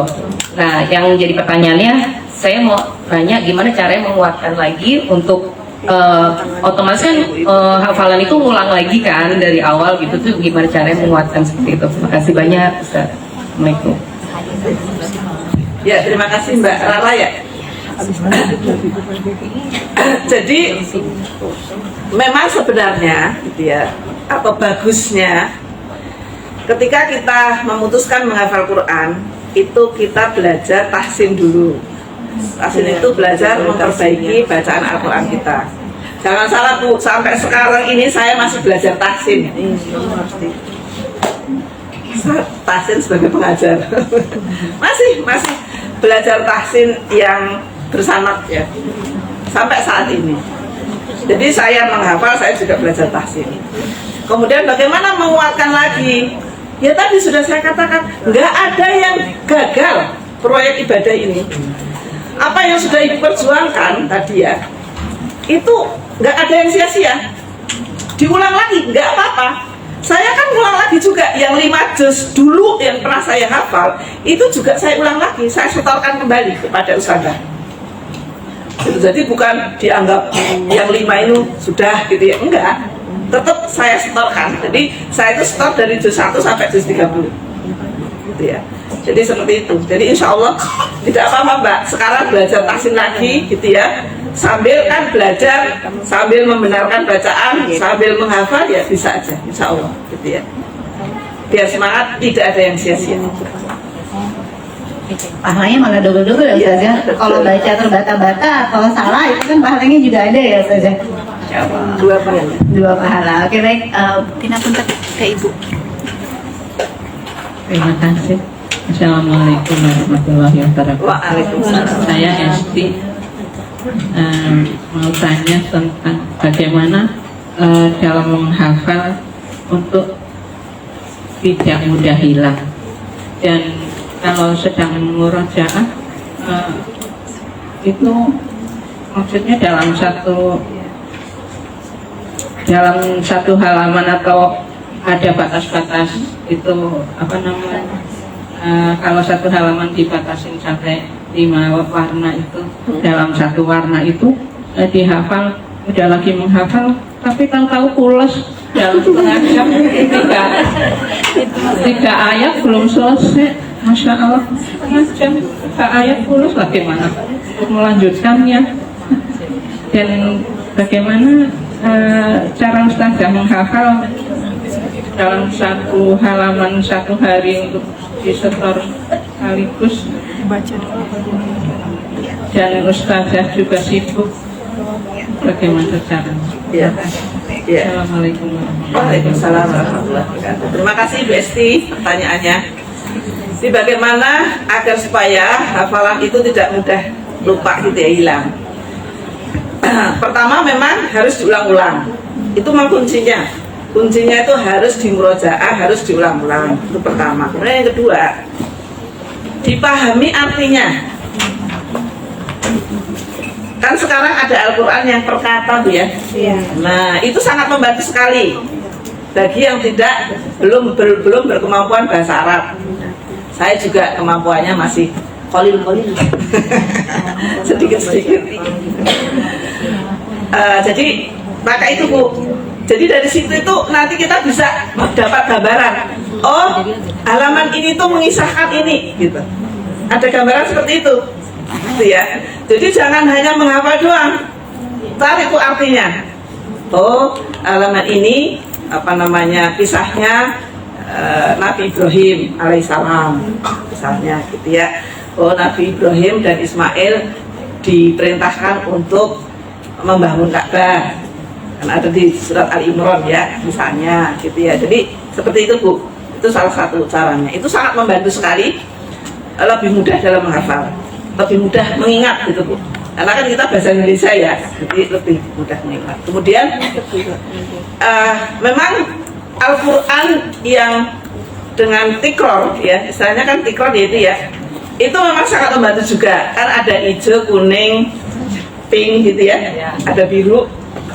Itu saya juga kebetulan pakai itu Qurannya. Jadi silahkan aja, misalkan seblok gitu ya istilahnya, blok berhenti dulu waktu awal-awal pas tahun pertama gitu ya, saya juga dari blok 1 ke blok 2 itu ya lama Bu, lama gitulah ya, penuh perjuangan lah gitu ya. Tapi yakinlah nanti kalau sudah semakin terus banyak menghafal gitu ya, ini akan semakin mudah insya Allah gitu.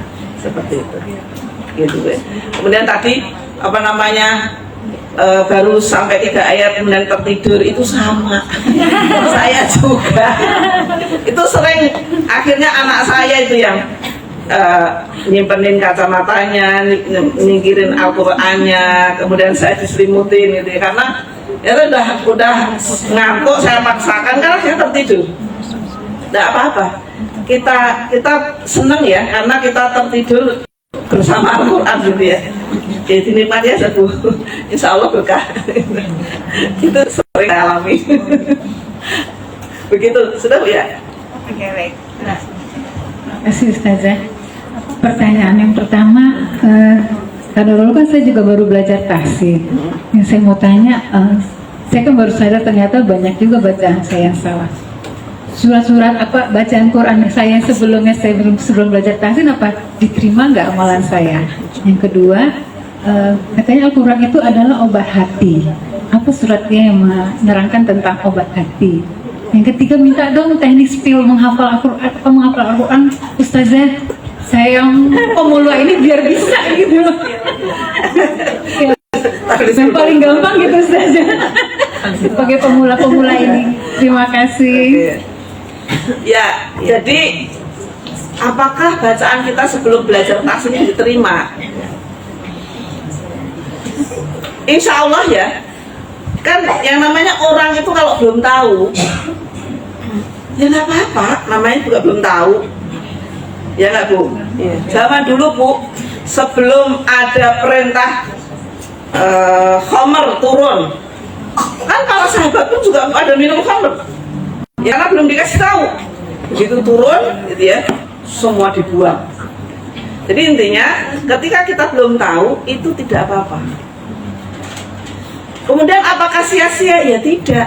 Ya tadi, ketika kita, gitu ya, orang yang membaca Al-Quran dengan lancar atau orang yang membaca Al-Quran dengan mahir, itu akan dikumpulkan bersama malaikat yang mulia.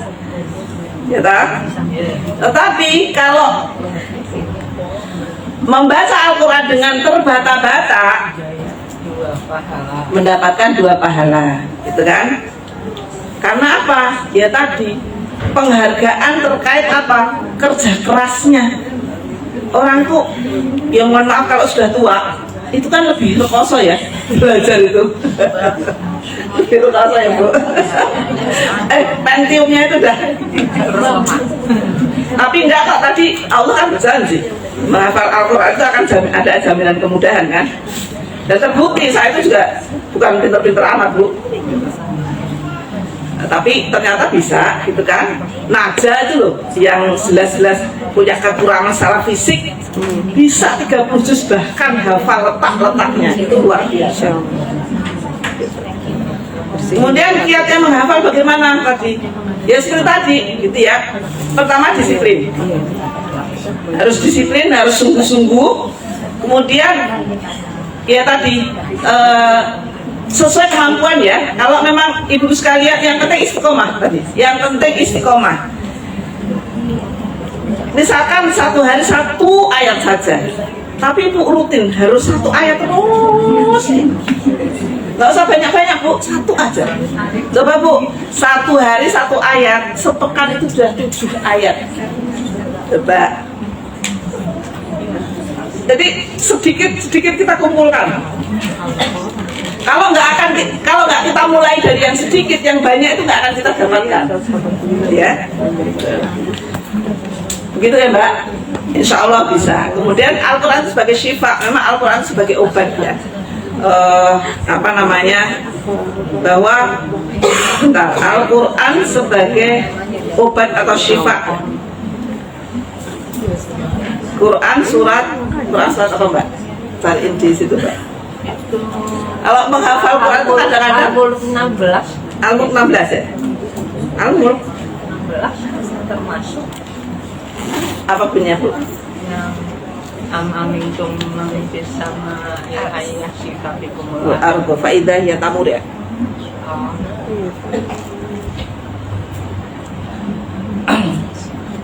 Di Quran surat Al-Isra ayat 82 Bu. Kemudian juga di surat Fussilat ayat 44. Itu Al-Quran sebagai obat atau syifa. Dan tadi sudah saya sampaikan ya, bahwa ketika kita membaca Al-Quran, yang ketika kita galau, yang ketika kita sedang sedih, kita baca Al-Quran itu menjadi tenang. Itu salah satu obatnya. Kemudian zaman COVID dulu, ibu sekalian ingat ya, kan salah satu pengobatan COVID itu dengan mendengarkan murotal. Ingat gak Bu? Iya. Karena memang Al-Quran itu sebagai syifa atau obat. Oleh karena itu, ibu sekalian, ketika kita sedang sakit, maka ketika kita masih bisa membaca Al-Quran, maka bacalah. Ketika sudah tidak bisa, dalam kondisi sudah payah gitu ya, maka perdengarkan gitu ya, ayat-ayat Al-Quran, bisa melalui handphone, bisa gitu ya, melalui apa itu, yang Quran digital itu ya, itu juga bisa gitu ya, seperti itu. Gitu Mbak. Masih ada yang mau bertanya, Bunda? Mau nanya deh. Oh, nanya boleh. Bismillahirrahmanirrahim. Saya Fitri dari Pesanggerahan. Ustazah, saya mau nanya, di usia berapa Ustazah mulai menghafal, benar-benar serius gitu menghafalnya? Terus kalau untuk menghafal itu setiap ayat itu berapa kali ulang-ulang gitu supaya bisa hafal gitu. Saya mulai menghafal umur 51. Insya Allah. Udah tua kan? Yang tua aja bisa. Umur 51. Selesai umur 55. Insya Allah. Kemudian berapa kali mengulang-ulangnya? Ya berkali-kali ya. Memang tidak saya hitung karena terkadang ketemu ayat yang mudah, terkadang sulit. Sulit itu maksudnya apa? Nggak familiar juga. Kosakatanya itu, coba ibu nanti buka di rumah ya, juz 19 sama juz 20 itu kosakatanya itu nggak familiar. Kosakata kemudian tata bahasanya itu tuh, masya Allah banyak sebakannya gitu. Jadi kalau seperti itu butuh effort, diulang-ulang berkali-kali sampai nggak dihitung. Begitu. Ya jelas banyak. Ada lagi? Ada yang bertanya? Sebelah sana? Ada? Oke. Saya punten belakang.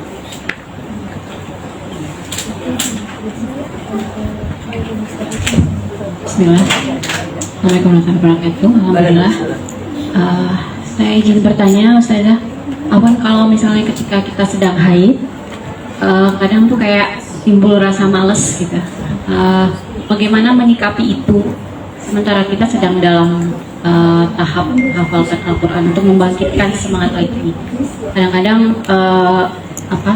terkendala bahwa misalnya kita tidak bisa pegang mushaf, atau sekarang kan ada Al-Quran lewat HP gitu. Bagaimana menumbuhkan lagi itu gitu, menghilangkan perasaan malas lagi itu. Itu aja Ustaz. Jazakallah khairan. Ya, memang kalau amal berjeda itu kayak gitu biasanya. Jadi jeda gitu ya, sini udah naik nih, terus ada jedanya, kira turun mau naikin lagi itu berat ya.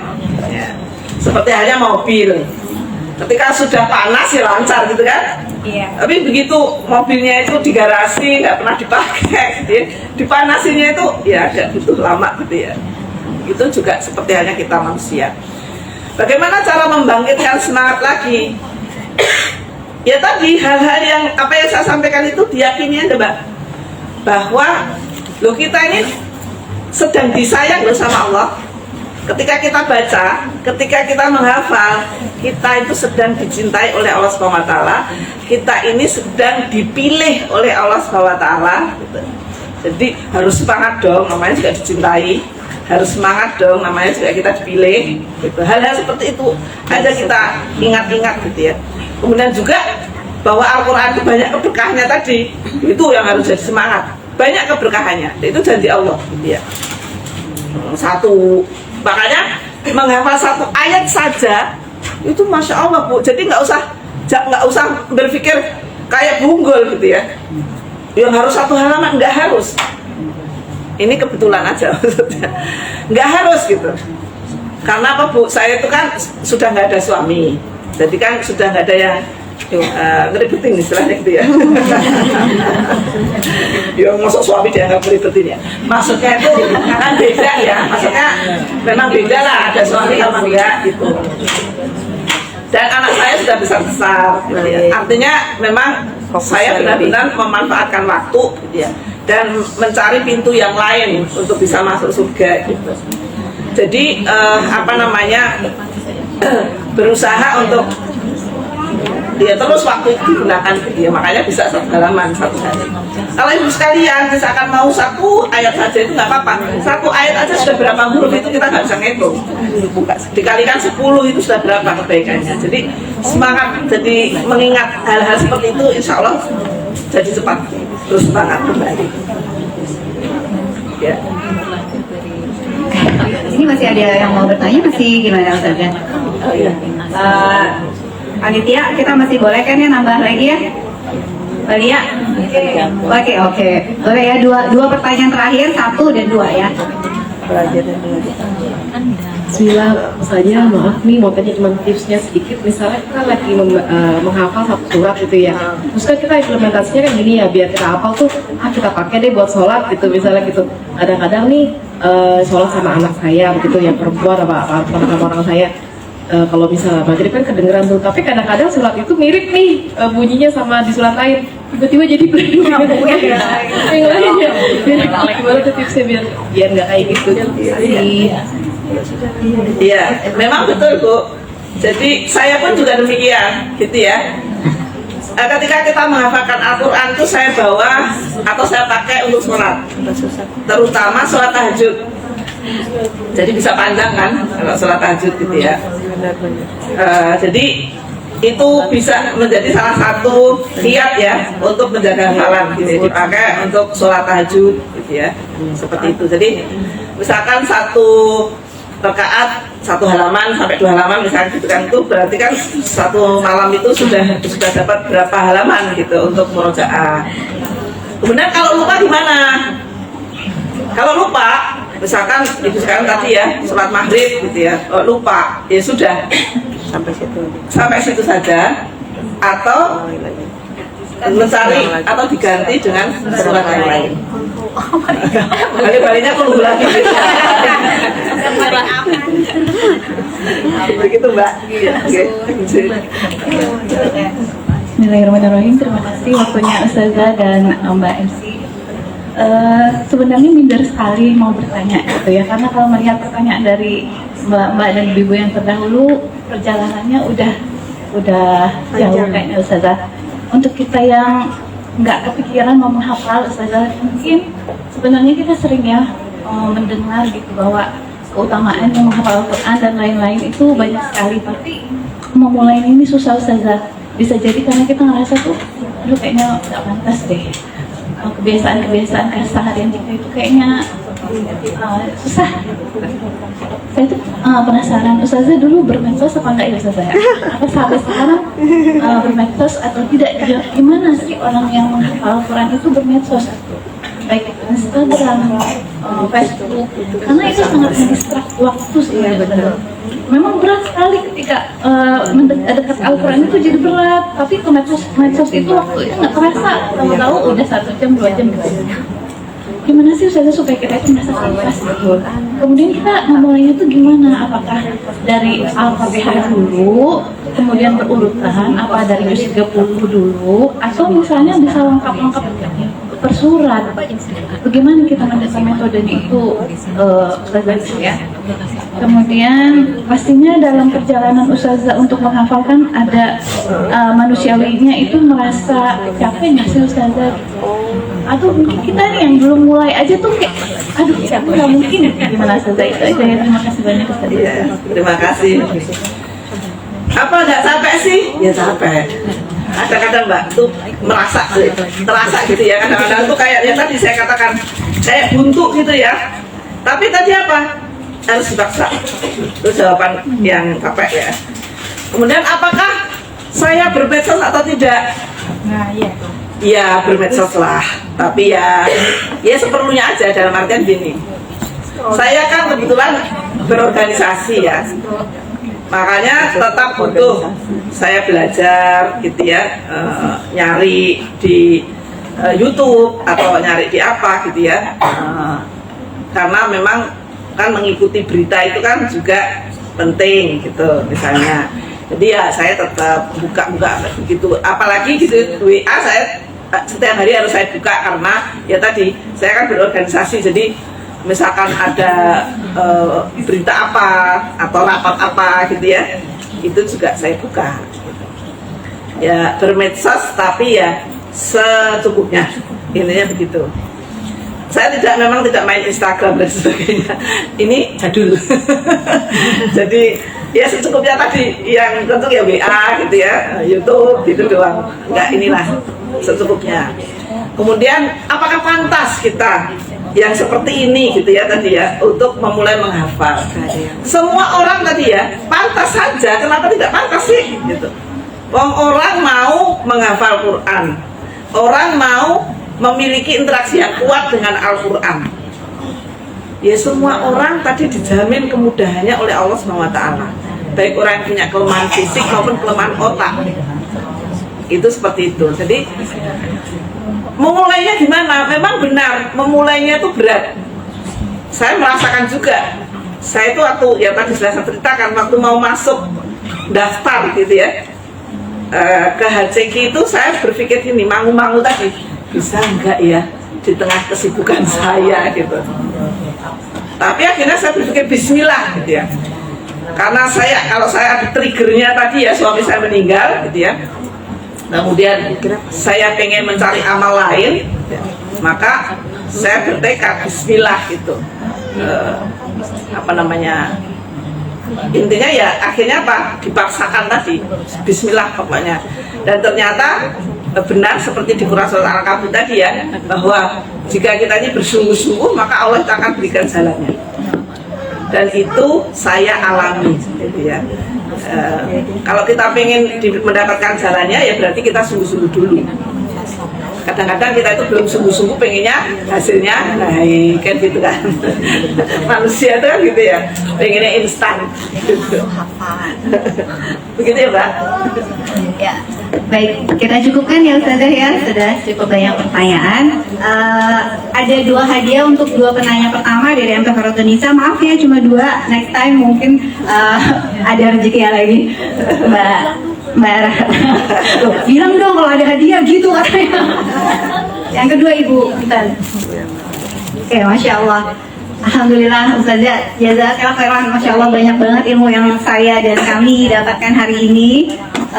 Aku menyambung tadi dari pertanyaan yang terakhir ya, apa kita pantas gitu ya, nyambung dengan apa yang tadi Ustazah sampaikan bahwa penghafal Quran itu adalah dipilih sama Allah gitu ya Ustazah. Nah barangkali kita semua yang hadir di sini ini adalah yang dipilih Allah untuk datang ke kajian, dan juga insya Allah dipilih Allah untuk mulai menghafal. Bagi yang baru mulai menghafal, bagi yang sudah menghafal tapi nggak hafal-hafal, ya mungkin jadi semacam reminder gitu ya, semacam pengingat untuk kita semua bahwa sudah saatnya disediakan waktu untuk menghafal. Ini saya ngomong ke diri saya sendiri Ustazah, so sibuk, so banyak gitu ya, akhirnya nggak hafal-hafal. Astagfirullahaladzim. Kemudian tadi juga Ustazah menyampaikan bahwa dijadikan tujuan kalau kita itu mau menghafal Quran itu sebagai tujuan, sebagai semacam achievement gitu ya Ustazah. Jadi kalau misalnya ada orang kalau punya impian kan ditulis di dream board ya. Nah sekarang mungkin ada waktunya, udah saatnya kita tulis penghafal Quran di dream board kita gitu. Jadi kita lihat tiap hari, jadi pengingat untuk kita, bukan cuma pingin umroh haji gitu ya, pingin keliling dunia misalnya, tapi sekarang mungkin mulai ditambah jadi penghafal Quran. Masya Allah, semoga Allah mudahkan kita semua menjadi penghafal Quran yang menjadi keluarga Allah di bumi. Ya Allah, aku merinding loh, jadi keluarga Allah di bumi rasanya gimana? Oh iya, seperti tadi ya dream book tadi, saya juga menulis Bu. Jadi setiap tahun itu saya tuliskan, tahun ini saya harus sampai juz sekian. Jadi setiap tahun saya menuliskan di awal tahun itu, tahun ini saya sampai juz 20, tahun besok gitu. Saya juga menuliskan seperti itu. Iya tuh kan bener ya, harus mulai kita tulis kayak ini. Bismillah, semoga Allah mudahkan niat kita ya bunda-bunda, seperti yang Allah sudah janjikan bahwa menghafal Al-Quran itu mudah, kita aja yang bikin sulit. Ya benar nggak sih? Banyak-banyak istighfar.